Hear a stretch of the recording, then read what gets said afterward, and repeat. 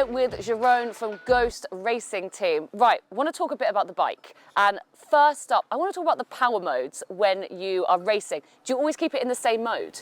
Yes, I do. It's always in race mode, as I would say. Like I'm racing as an athlete for Bosch, and therefore we have an extra mode in comparison to the consumers. So consumers can ride up to turbo mode, and then we have race mode above. It's even more powerful and gives you even more speed? Yeah. So you really need to get used to it, especially on courses here. In the climbing, it gives so much power.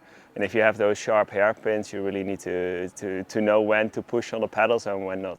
And so you're in that from the beginning right until the end, yeah? And what about battery consumption? Do you have to be careful of that during the race? Because the races can be up to about an hour? Yeah, like races are usually around an hour, and I can safely make it with the battery. It's a 750 watt-hour battery, which is more than enough for me.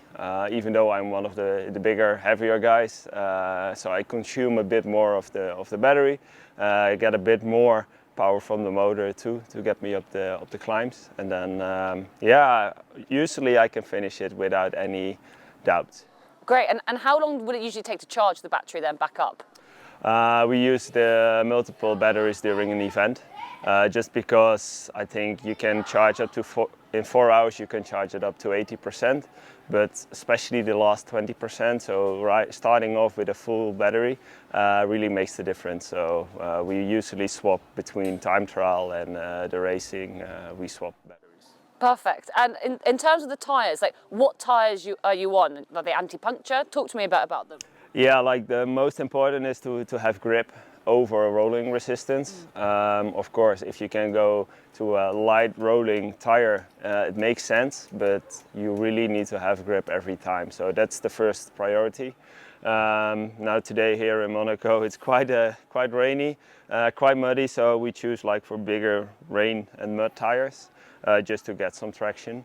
Then I always run an insert in the rear just to avoid any punctures. And tire pressure, it really depends on the surface as well. We are talking if we talk in bars, like usually people talk in PSI, but in Holland we always talk about bars. So I'm on 1.5 in the rear and 1.4 in the front. And if it's like the speed's going up and we have more rocks, then I go also up in tire pressure. Awesome. And is there anything else about the bike which kind of is special to your bike compared to other people's, or how you like it to be set up? Yeah, like for this kind of racing, the EXC racing, we try to get the bike as light as possible. So we choose for a different fork in comparison to like the more enduro kind of racing. Then you go for a bit heavier fork, handlebar. Stem, it's all like into XC racing, more or less, having carbon crank arms, going for a one-by system, like riding with the carbon wheels, everything to make it kind of lighter, but still being solid for handling the courses. Yeah. How heavy is it then? How many kilograms? It's still heavy, but I would say like around 22, 23 kilos. Okay. Yeah, but if you compare it to like a consumer bike straight from the box, I think we saved over 3 to 4 kilos on it. So yeah.